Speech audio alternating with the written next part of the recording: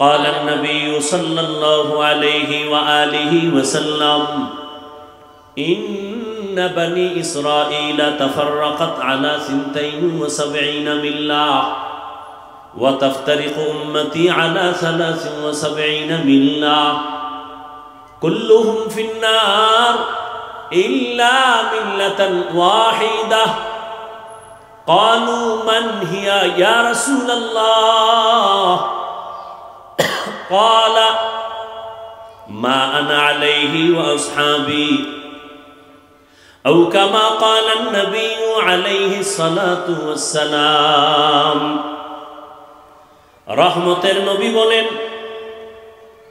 আমি মুহাম্মদের আগে এই দেশে একদল উম্মত ছিল তারা দামি বড় জ্ঞানী তবে বড় অতি চালাক ওই উম্মত হলো মুসা নবীর উম্মত ঈসা নবীর উম্মত বনি ইসরাইল আল্লাহ এদের কত আদর করেছেন আসমান থেকে আল্লাহ ডাইরেক্ট খানা পাঠাইতেন এদের আলাদা কোনো রিজিকের কোনো চিন্তা করার প্রয়োজন হতো না সন্ধ্যাবেলা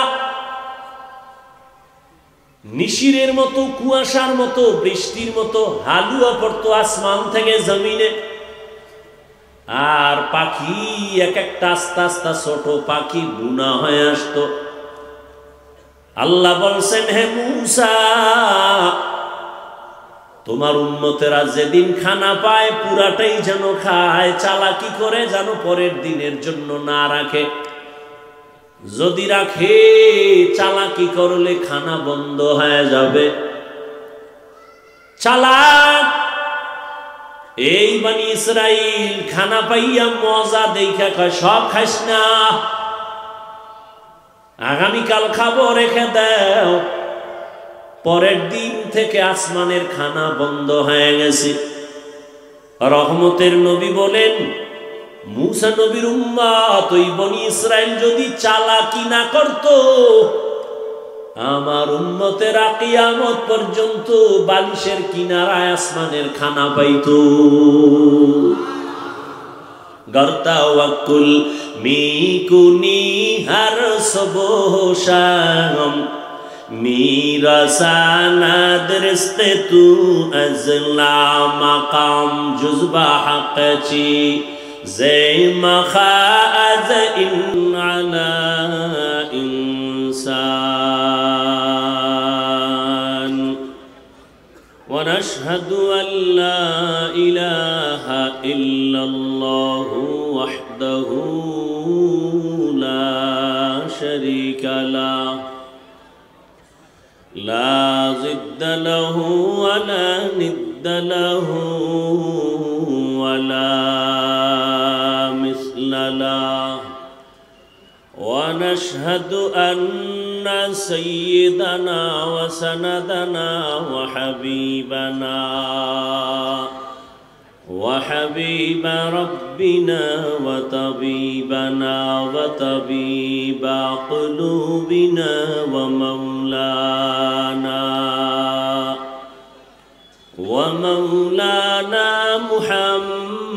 محمدا عبده ورسوله أرسله بالحق بشيرا ونذيرا وداعيا إلى الله بإذنه وسراجا منيرا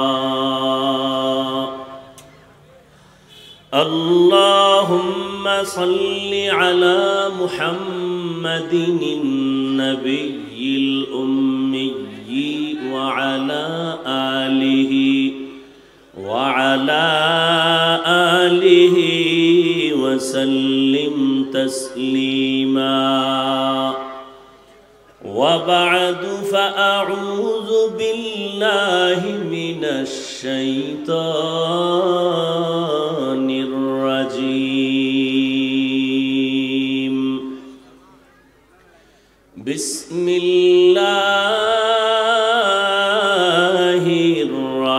الرحمن الرحيم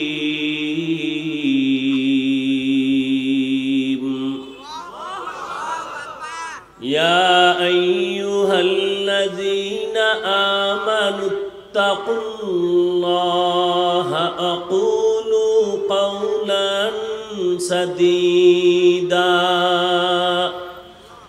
يصلح لكم أعمالكم ويغفر لكم ذنوبكم ومن يطع الله ورسوله فقد فاز فوزا عظيما.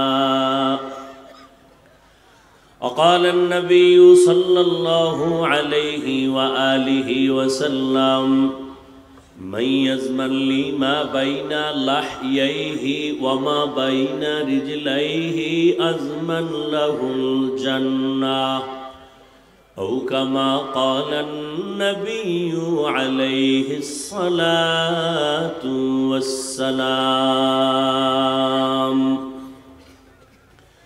صدق الله مولانا العظيم وصدق رسوله النبي الأمي الكريم ونحن على ذلك من الشاهدين والشاكرين والذاكرين والحمد لله رب العالمين.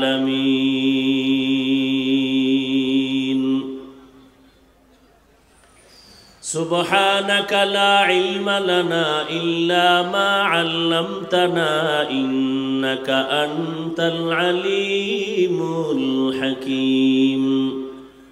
رب اشرح لي صدري ويسر لي أمري واحلل عقدة من لساني يفقه قولي.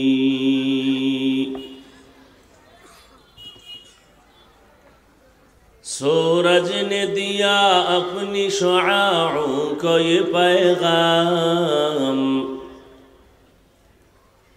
सूरज ने दिया अपनी शुआओं को ये पैगाम। दुनिया है अजब चीज़ को भी सुबह को भी शाम, दुनिया है अजब चीज़ को भी सुबह को भी शाम।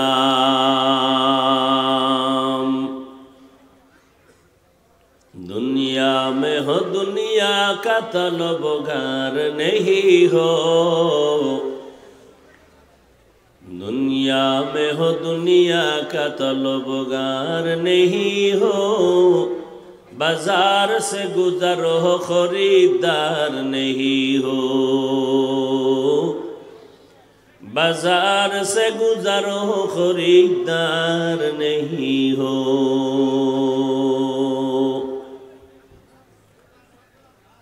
मकबूल है शाद है काबिल तो बहुत है, मकबूल है शाद है काबिल तो बहुत है। आईना के मानिंदे तू नहीं दिल तू बहुत है, आईना के मानिंदे तू नहीं दिल तू बहुत है। ला इलाहा इल्लल्लाह,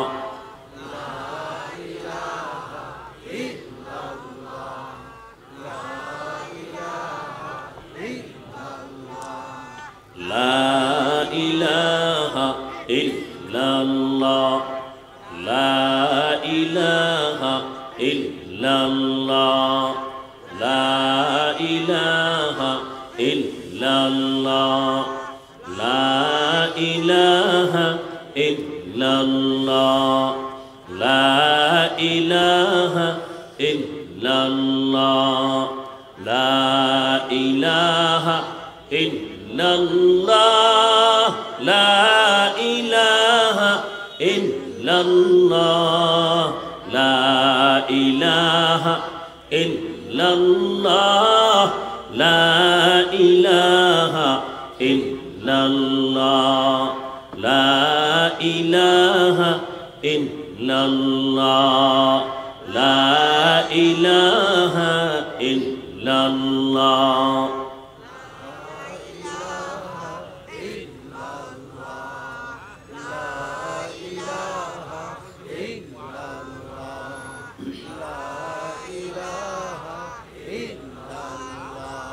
লা ইলাহা ইল্লাল্লাহু মুহাম্মাদুর রাসূলুল্লাহ।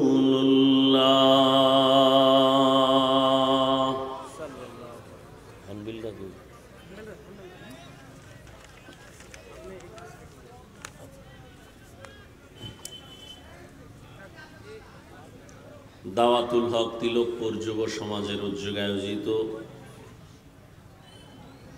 ঐতিহাসিক তাফসিরুল কোরআন মাহফিল 16ই নভেম্বর 2024। মহতি এ মাহফিলে উপস্থিত মুহতারাম সম্মানিত সভাপতি জনাব হাফেজ মাওলানা মুফতি হারুনুর রশিদ দামাত বারাকাতুহুম, অন্যান্য হযরত উলামা ইকরাম, অতিথিবৃন্দ, অত্র অঞ্চলের বিভিন্ন স্থান থেকে আগত আল্লাহ পাকের আশিকিন, জাকিরিন, শাকিরিন, মুহিব্বিন, মুরুব্বিয়ান এজাম,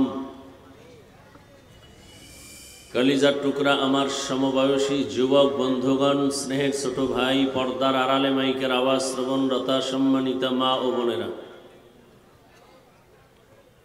দয়াময় রব্বুল আলমিনের দরবারে লাখো কোটি শুকর ও সুজুদ যে মহান রব্বুল আলমিন ফিতনার যুগে হাজারো লাখো মানুষের মধ্য থেকে বাছাই করে পৃথিবীর শ্রেষ্ঠ মজলিস উলামায়ে আহলে হকের মজলিস, গুনাহ মাফের মজলিস, তওবা কবুলের মজলিস, বরকতিয়ে মজলিসে আমাদেরকে রব্বুল আলামিন কবুল করেছেন, আশা ও বসার তৌফিক দান করেছেন। নেয়ামতের শুকর আদায়ার্থে ঈমানের আওয়াজকে উঁচু করে এক আওয়াজে উচ্চ কণ্ঠে দিল থেকে জবান খুলে মহব্বতে পড়ি আলহামদুলিল্লাহ। দরুদ ও সালাম সৈয়দুল মুরসালিন রহমতুল লিল আলামিন শফিউল মুজনিবিন খাতামুন নবিয়্যিন সৈয়দুস সাকালাইন ইমামুল মুরসালিন শফিয়ে আজম রসুল আকরম রহমত আলম নবীউল আরব আল আজম হাবিবে কিবরিয়া अशरफुल अंबिया सैयदुल अंबिया शफीअ महशर साक़ी कौसर आका नामदार मदीना का ताजदार आफताब नबूवत फ़ख्र मौजूदात सैयदुल मखलूक़ात हज़रत मुहम्मदुर रसूलुल्लाह। সবাই পড়লেন না কেন? নবীজির উপরে দরুদ পড়লে গুনাহ হবে, তো মহব্বতে পড়েন তো সবাই। একবার পড়ছেন, 3টা পুরস্কার পেয়ে গেছেন। প্রথম পুরস্কার 10টা গুনাহ মাফ হয়েছে, দ্বিতীয় পুরস্কার 10টা গুনাহ মাফ হয়ে 10টা নেক আমল নামায় যোগ হয়েছে, তৃতীয় পুরস্কার আল্লাহর দরবারে আপনার মর্যাদা 10 গুণ বেড়ে গেছে। 10টা গুনাহ যে মাফ হইল, এই 10টা গুনাহ আল্লাহ কোথায় ফালায় দিছেন? নবীজি বলেন না, ওই 10টা গুনাহকেও নেকের দ্বারা আল্লাহ পরিবর্তন করে দিয়েছেন।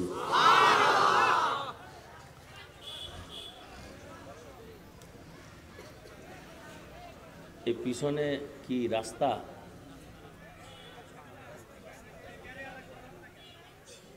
আর এক সমস্যা,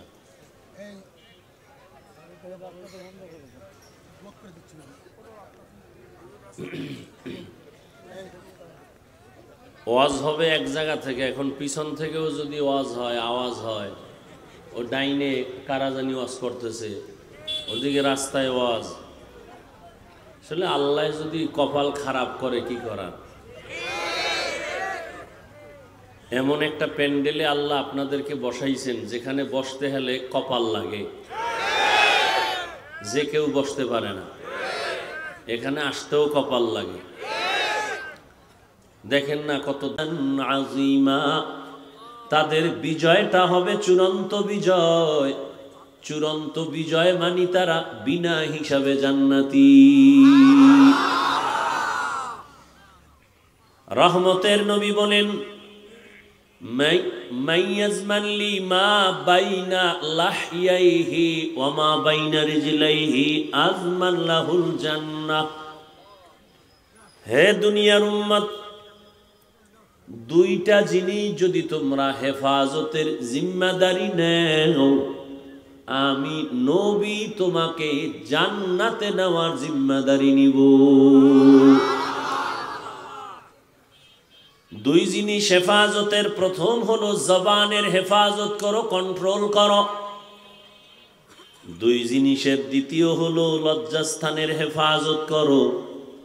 নবী বলেন, এই দুই জিনিস হেফাজতের জিম্মাদারি যদি নাও, আমি নবী তোকে জান্নাতে নেওয়ার জিম্মাদারি নিব।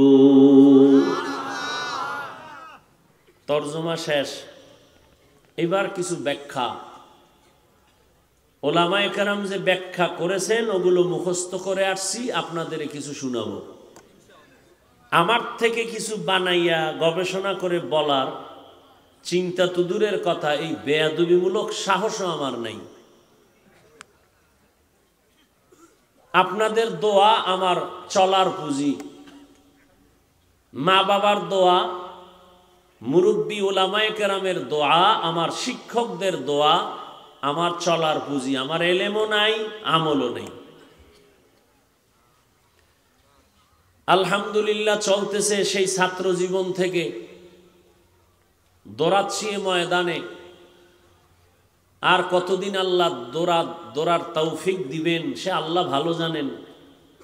তবে এতটুকু বিশ্বাস, যদি আল্লাহকে সাথে নিয়ে চলতে পারি ইখলাসের সাথে, তো বাংলাদেশ কেন সারা দুনিয়ার মানুষ মাইক লইয়াও যদি বিরুদ্ধে নামে, এক বিন্দু ক্ষতি করতে পারবে না ইনশাআল্লাহ।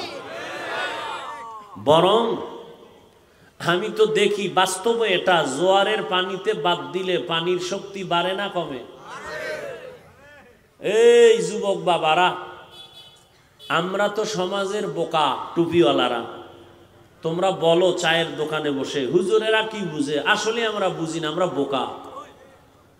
আমরা যদি বোকা না হইতাম, তাহলে তোমরা যেই পরিমাণ আমাদের গালি দাও, আমরা এগুলোর জবাব দিতাম। তোমাকে সাথে সামনে পাইলে একটা থাপ্পড় দিতাম। কিন্তু আমি কেন, কোনো ওলামায়ে কেরাম এত গালি শুনেন কিন্তু জবাব দেন না, বরং সামনে দাঁড়াইলে হাসি মুখে বুকে লাগায়, সালাম দেয়। আমরা বোকা, আসলেই বোকা। বোকা থাকাই ভালো। জ্ঞানীরা পলাইছে, আর একদল নাচতেছে, আবার একদল আইব, আবার পলাইব। আর আমরা বোকার দল, আগেও যেমন ছিলাম এখনো আছি, ওই রকম ভবিষ্যতে সম্মানে থাকবো ইনশাআল্লাহ। আমাকে কোনো টেনশন নাই। চেয়ারম্যানের চেয়ারের মেয়াদ শেষ, আমগো চেয়ারের কোনো মেয়াদই নাই। আছে? হ্যাঁ, আওয়ামী লীগ গেল না আইলো, বিএমপি গেল না আইলো, অন্য কেউ আসলো না গেল, ওই চিন্তা নাই। কারণ আমরা টাকা দিয়া সম্মান কিনি নাই, আমগো সম্মান দিছেন আল্লাহ। টাকার সম্মানে একবার ফুলের মালা পরে জুতার মালা, আর আল্লাহর দেওয়া সম্মান এখানে কারো কলম চলে না। हकीकत से तो दुनिया बेखबर है, दुनिया की नुमाइश पर नजर है। नमी गुयम के आज दुनिया जुदा बाश, बहरकारी के बाशी बा खुदा बाश। তবে বেয়াদবি মাপ চাইলাম, আবারও মাপ চামনে। মাপ চাইলে কি সম্মান কমে? না না। ওই যে প্রবাদ আছে না, ক্ষমা চাওয়া বা ক্ষমা করা মহৎ ব্যক্তির গুণ। ভুল করাটা অন্যায় না, ভুল স্বীকার না করাটা অন্যায়। তবে এখানে আর একটা মাসআলা জেনে নিবেন। ভুল করার ইখতিয়ার আছে সবার, কিন্তু ভুল ধরার ইখতিয়ার সবার নাই। দামি ওলামায়ে কেরাম, মুরব্বী, শিক্ষিত, ধনী সব পৃথিবীর নিম্ন শ্রেণীর বিছানায় বসছে। আর আল্লাহ কি বলেন? এরা বসা মাত্র আমি সবার জীবনের সব গুনাহ মাফ করে দিলাম। তাহলে এই জায়গায় বসতে হলে কপাল লাগে। আল্লাহ হেদায়াতের দৌলত দান করেন। কিন্তু এই সুন্দর জায়গায় শয়তান বসতে দিতে চায় না। শয়তান আবার তিন দল। কয় দল? এক শয়তান সকলের বডির ভেতরে আছে, নফস শয়তান। আর এক শয়তান প্যান্ডেলের বাহিরে, জিন শয়তান। আর এক শয়তান আপনাদের আমাদের ডানে বামে বসা, মানুষ শয়তান। আল্লাহ সব শয়তানের শয়তানি থেকে আমাদেরকে হেফাজত করেন। নবীজি এত বরকতের নবী, যাকে এক নজর দেখলে মোহাব্বতে জাহান্নাম হারাম।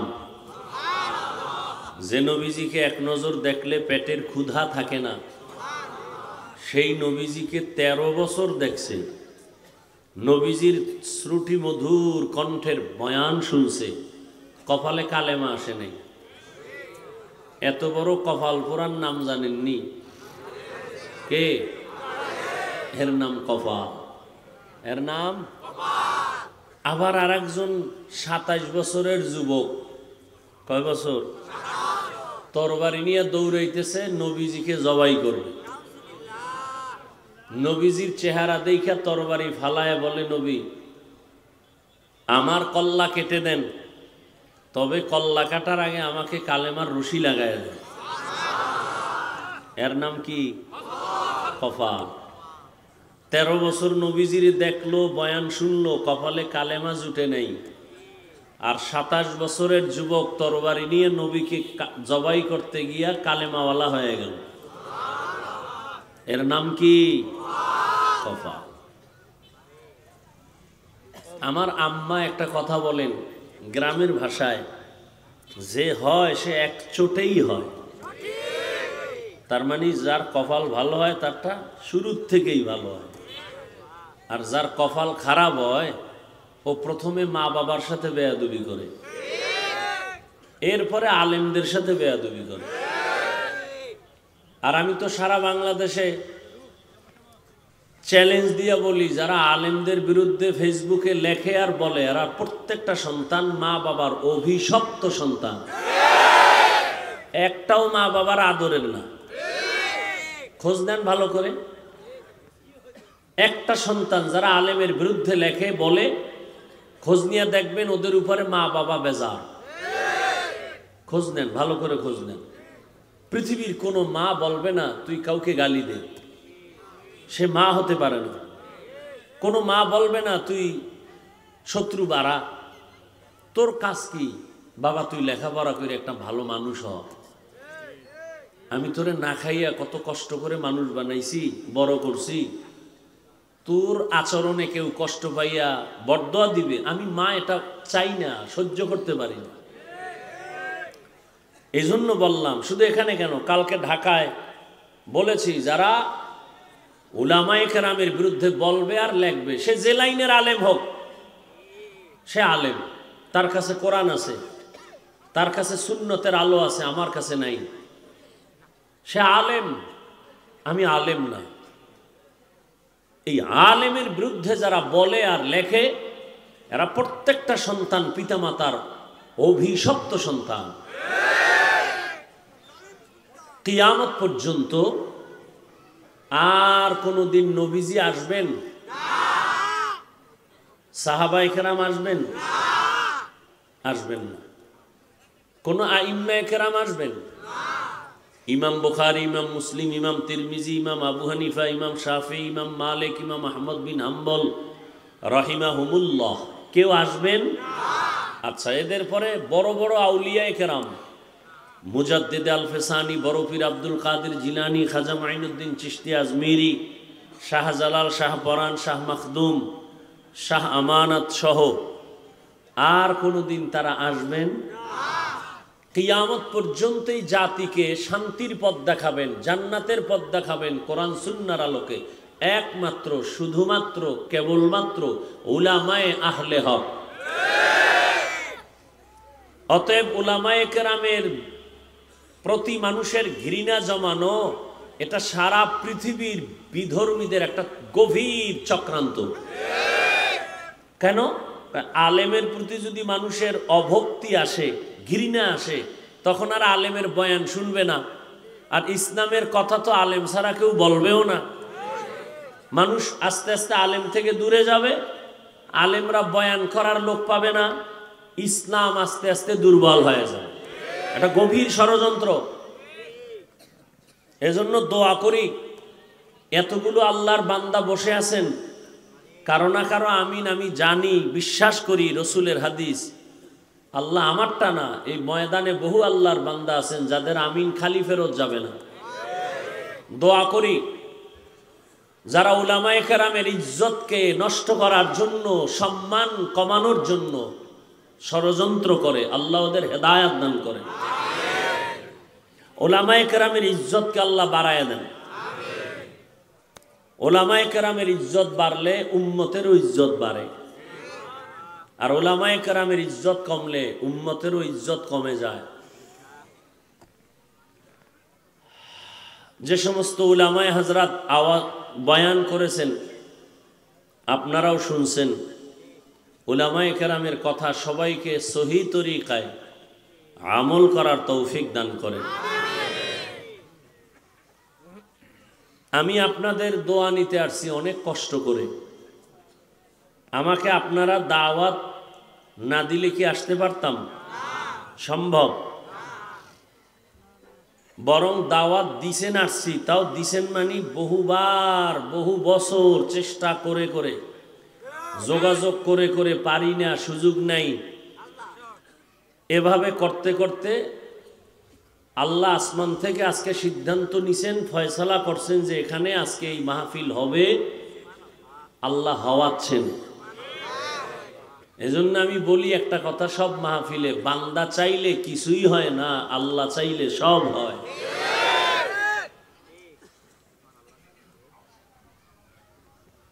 আপনাদের এই এলাকায় আমি এত বছর আসি না, অনেক আগে আসছি, জয়পুরহাট বিভিন্ন কিছু এলাকায় আসছি অনেক আগে।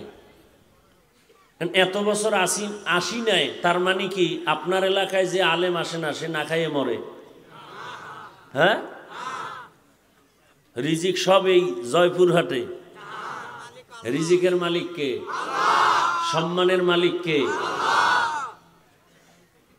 আর একটা মানুষ, আমরা উলামায়ে কেরাম 365 দিনে এক বছর ডেইলি 2টা মাহফিলও যদি করি,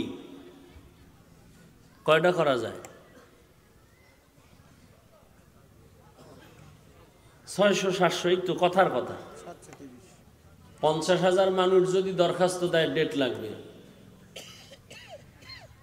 এর মধ্যে হেলিকপ্টারের, এই একটু আগে খানার মধ্যে কয় 2টা প্রোগ্রাম লাগবে হেলিকপ্টারের এই ডিসেম্বরে এই এলাকায়, জয়পুরহাট, এই যে আদমদিঘি, নওগাঁ, এদিকে আশেপাশে, জোহরের পরে। আমি বললাম সুযোগ নেই। তাহলে চাইলেও তো সম্ভব না। সম্মান দেওয়ার মালিক কে? মানুষের হাতে নাই। এই যে এতগুলো মানুষ আপনারা আসছেন, কে নিয়ে আসছেন? এটা নেয়ামত না? এখানে আমার কোনো বড়াই করার কিছু আছে? আমি বলতে পারবে সব আমার মুরিদ? বরং বহু আশেকে রসুল এখানে আছে যারা আমারে কাফের কইলে খুশি হয়, কি নাই? আমার পাঁচপল্লী দেখলে খুব কষ্ট লাগে, আছে না? আমি কওমি মাদ্রাসায় পড়ছি, এটা শুনেও অনেকের খারাপ লাগে, কিন্তু হেও সিফায় বয়ে রয়েছে, আমি কি ওয়াজ করবো শুনবে? আমি আনছি না খোদায় নিয়ে আইছে? কথা বলেন না কেন? হাফিজুর রহমান আসবে, কি ওয়াজ করে? কয় কেচ্ছা কাহিনীর ওয়াজ করে। হ্যাঁ ঠিকই, সত্য কথা, কেচ্ছা কাহিনীর ওয়াজ করে। এখন ওই লোকটাকে জিজ্ঞাসা করা দরকার, ও আল্লাহর বান্দা, তুমি বলো হাফিজুর রহমান কেচ্ছা কাহিনীর ওয়াজ করে, সেই কেচ্ছা কাহিনীর ওয়াজ তুমি তো সমর্থন করো না। কয় না, তারছো কেন? আল্লাহ হেদায়াতের দৌলত দান করেন, আরো মহাব্বতে বলেন।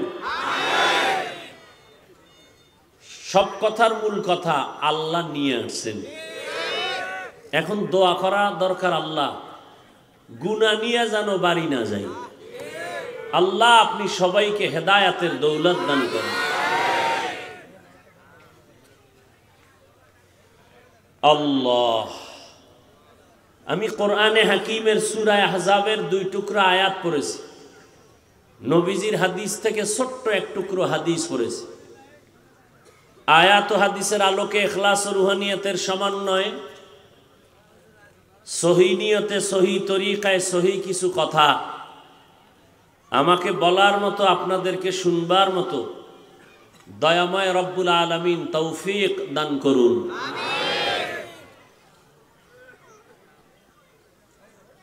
ইয়া আইয়ুহাল্লাযীনা আমানুত্তাকুল্লাহা আকুলু কাওলান সাদীদা।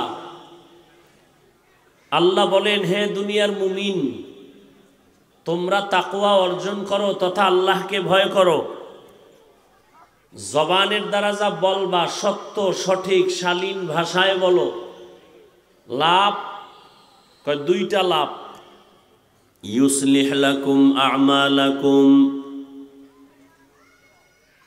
বিনিময় 1 নাম্বার ফায়দা হলো, তোমার জীবনে যদি টুকটাক কোনো আমল করো ত্রুটি যুক্ত, তাও আল্লাহ ত্রুটি মুক্ত করে কবুল করে নিবেন। ওয়ায়াগফির লাকুম যুনুবাকুম, দ্বিতীয় লাভ হলো তোমার জিন্দেগীর সমস্ত গুনাহ আল্লাহ মাফ করে দিবেন। ওয়া মাইয়ুতিইল্লাহা ওয়া রাসূলাহু, যে বা যারা আল্লাহ এবং রসুলের তাআত করবেন, রসুলের অনুসরণ করবেন, আল্লাহ পাক বলেন ফাকাদ ফাজা ফাউজা। কথা বলবো, এটি লেখা রাখবেন, অন্তরে কাজে লাগবে। বোকাদের কিছু কথাও তো কামে লাগে, হ্যাঁ, কিছু কথা ধরে রেখেন, কাজে লাগে। কারণ মোহাব্বত নিয়ে বলি তো ফায়দা হবে। কাউকে আমার আপন বানানোর জন্য বলি না, কাউকে দূরে সরাবার জন্য বলি না, কোনো দলের এজেন্ডা হইয়াও আসি নাই। চরমনাইয়ের পক্ষে যে দালালি করব, অমুক ইসলামী দলের পক্ষে করব, অমুক পিসাবের পক্ষে করব, তাবলিগের পক্ষে না। কে কি করে জানি না, আমি অন্তত আলহামদুলিল্লাহ সবার মোহব্বত নিয়েই কথা বলার চেষ্টা করি। একটা বয়ান পাইবেন না যে বলছি চরমনাই না গেলে জাহান্নামে যেতে হবে, পাঁচকল্লি না পড়লে জাহান্নামে যেতে হবে, তাবলিগ না করলে জাহান্নামে যেতে হবে, কওমি মাদ্রাসায় না পড়লে জাহান্নামে যেতে হবে। আমার জিন্দেগির কোনো বয়ানে পাবেন কিনা সন্দেহ। বরং অনেকে ভয় পায় আমগো হুজুর বানায় ভালাইব না, বরং আমি যেই লাইনে আছে ওই লাইনে রাইখা জান্নাতের পথ কেমনে পায় আমি এই পরামর্শটা দিব, আর কিছু না। তুমি স্কুলে আসো, ওখানে থাইকা জান্নাত কেমনে পাবা সেই পরামর্শ দিব। তুমি কলেজে পড়ো, ওখানে থেকে তুমি জান্নাত কেমনে পাইবা সেই পরামর্শ দিব। তুমি ব্যবসা করো, চাকরি করো, ওখানে থেকে আল্লাহকে কেমনে নিয়ে জান্নাতে যাইবা সে পরামর্শ দিব আমি। এই বেটা চিল্লা চিল্লি করো কেন এখানে, আহাম্মক।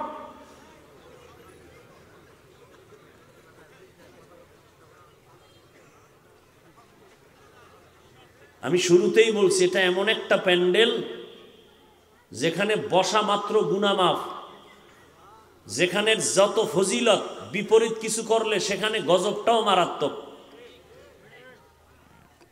হাত উঠায় কোনো বরদোয়া কেউ করে না, করা লাগেও না। জাগা মতো বেয়াদবি করলে ফয়সালা আসমান থেকে চলে আসে। শুরুতে বলছি না 13 বছর নবীজিকে দেখছে, বয়ান শুনছে, কপালে কালেমা আসে না, এর নাম কপাল। আর 27 বছরের যুবক তরবারি নিয়ে নবীকে জবাই করতে গিয়া কালেমা নিয়া তরবারি নিয়ে আবার দাঁড়ায় গেল। বাইতুল্লাহর পার্শ্বে দাঁড়ায় বলে, এই মুশরিক কাফের, মুহাম্মদের বিরুদ্ধে কথা বলেছ, আয় 5 মিনিট আগে আমি মুহাম্মদের হত্যাকারী হিসেবে প্রমাণিত ছিলাম, এখন আমি মুহাম্মদের বন্ধু, মুহাম্মদের বিরুদ্ধে একটা কথা বলবি, মুহাম্মদের প্রয়োজন নাই, আমার তরবারি কাফি, সামনে দাঁড়াও। এর নাম কফাল। মানুষ ভালো হইতে বহু সময় লাগে, কপাল পুইরা রাস্তায় পাগল হয়ে ঘুরতে 1 সেকেন্ড সময় লাগে না। রাস্তায় চলি সারা রাত, নতুন নতুন কিছু জ্ঞানী শিক্ষিত পাগল দেখছি, শিক্ষিত পাগল ইংলিশে কথা কয়, অথচ লঙ্গির অর্ধেক নাই, আরবি কয়। ভাবলাম গাড়িতে বসে পাগল হয়ে কি আবার ইংলিশ শিখে নাকি আরবি শিখে। ভেবে ভেবে বহুদিন পরে অন্তরে আসলো, না, আসলে ছেলেটা স্কুলে ছিল, ভালো ছেলে, শিক্ষকের সাথে বা কোনো মুরব্বীর সাথে বেয়াদবি করে পাগল হয়েছে। মাদ্রাসায় ভালো ছাত্র ছিল, আরবি অনর্গল বলতো, অহংকারী করে কোন জায়গায় জানি বেয়াদবি কইরা রাস্তার পাগল হয়ে গেছে। ভালো হইতে বহু সময়ের প্রয়োজন, কপাল পুড়তে 1 সেকেন্ড লাগে না। এখন সবাই সুস্থ বসে আছো। সেদিন সিংড়াতে বয়ান করছি, সিংড়া শহরে দাওরা হাদিস মাদ্রাসা, মোনাজাত দিয়া চলে গেলাম রাজশাহী। 1 ঘন্টা পরে খবর আসলো সভাপতি মরে গেছে। কিসের বাহাদুরি? ভালো মানুষ, হঠাৎ বুকে ব্যথা, ধরতে ধরতে নাই। চোখের সামনে যত লাশ দেখি 75% শতকরা লাশ যুবক যুবক যুবক যুবক। পানির নিচে যুবক, গাড়ির তলে কে পড়ছে? যুবক। ঘুমের ঘরে মরে গেছে কে? যুবক। এত বাহাদুরি কেন? কিসের বড়াই করি? ওই এক আল্লাহর বান্দা বয়ান করতেছেন, হঠাৎ করে কণ্ঠের সাউন্ড বন্ধ হয়ে গেছে। গতকাল না আর আগের দিন একজনে দেখাইলেন, ইস্তেগফার করলাম দেখার সাথে সাথে যে আল্লাহ কি না পারেন। একটা সুস্থ মানুষ সুন্দরভাবে বয়ান করতেছেন মানুষের সামনে, হঠাৎ করে কণ্ঠের আওয়াজটা বন্ধ হয়ে গেল, আস্তে উঠা চলে গেছে, আর বয়ান আসে নাই। এই জন্য বলছিলাম আল্লাহ চাইলে সব হয়, বান্দা চাইলে কিছুই হয় না। কি আল্লাহ চাইছেন আজ এখানে বয়ান হবে, কতক্ষণ হবে তাও আল্লাহ বাজেট দিছেন, কয়টা কথা আমার জবান থেকে আসবে সে বাজেটও করা আছে। এর থেকে বেশিও বলা যাবে না, কমও বলা যাবে না। না আমরা বান্দা অনেকে চাইছি আজকে ওয়াজটা না হোক, আল্লাহ কইছে না হবে। আবার বান্দা চাইছে হোক, আল্লাহ কইছে হবে না, বৃষ্টি শুরু। তো বান্দা চাইলে কিছুই হয় না, আল্লাহ চাইলে হ্যাঁ। তবে এখানে কথা আছে, বান্দা চাইলেও হবে যদি বান্দার চাওয়াটা আল্লাহর সন্তুষ্টি অনুযায়ী হয়। দোয়া করি আল্লাহ এই ময়দানকে কবুল করেন। যুবক বাবা, তুমি শুধু তিলকপুরের একটা যুবক ভেবে বসে থাকলে হবে না। তোমাকে আল্লাহ পাক দুনিয়ার একটা ম্যাগনেট বানায় দিছেন। তুমি একটা যুবকের দ্বারাই সম্ভব গোটা দেশকে নিয়ন্ত্রণ করা নয়, গোটা পৃথিবীকে নিয়ন্ত্রণ করা। সেই মেটেরিয়াল, সেই মেডিসিন আল্লাহ তোমার মেধার মধ্যে দিয়েছেন। কিন্তু তুমি যাচ্ছ কোথায়?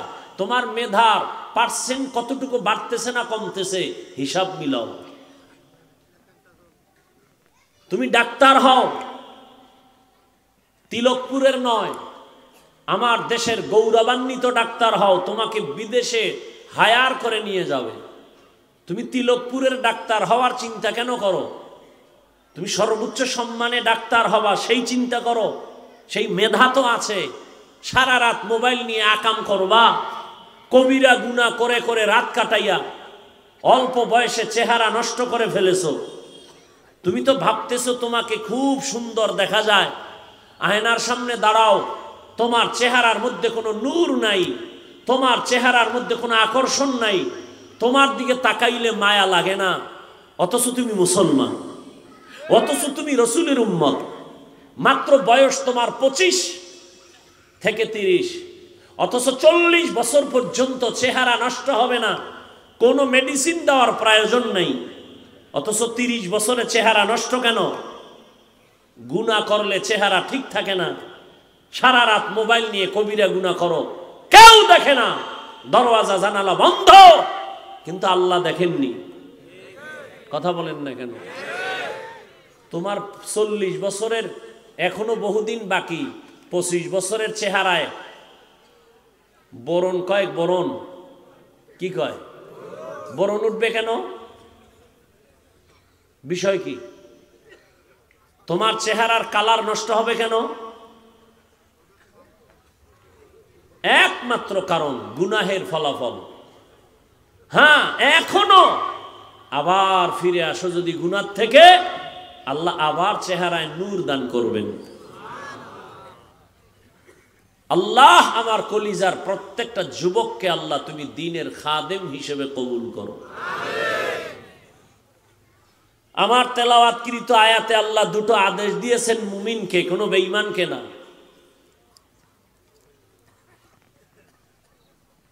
বেঈমানকে দেন না কেন?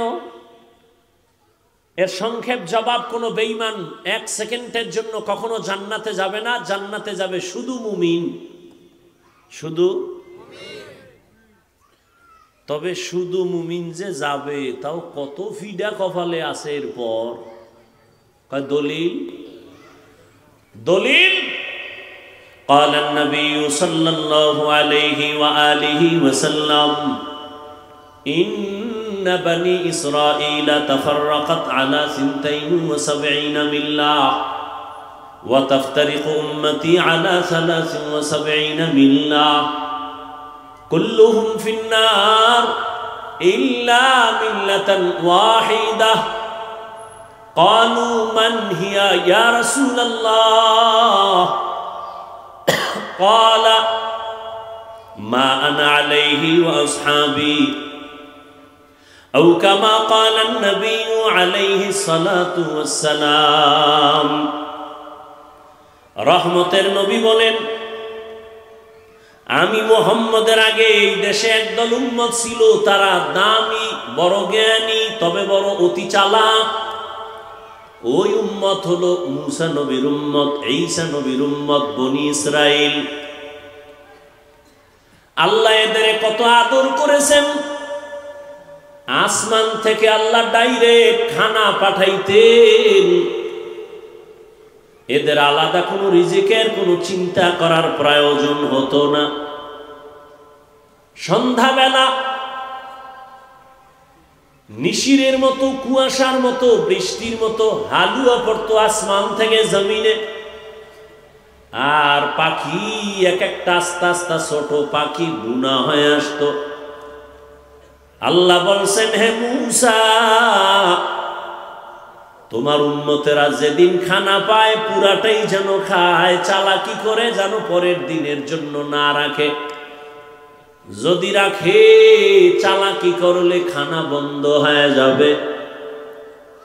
চালাক এই বনি ইসরাইল খানা পাইয়া মজা দেখা কয়, সব খাইস না, আগামীকাল খাবো, রেখে দাও। পরের দিন থেকে আসমানের খানা বন্ধ হয়ে গেছে। রহমতের নবী বলেন, মুসা নবীর উম্মত ওই বনি ইসরাইল যদি চালাকি না করত, আমার উম্মতেরা কিয়ামত পর্যন্ত বালিশের কিনারায় আসমানের খানা পাইত। গর্তা ওয়াকুল মিকুনি হার সবশাম میرا ساند رستے تو ازلا مقام جزبہ حق چی زی مخاذ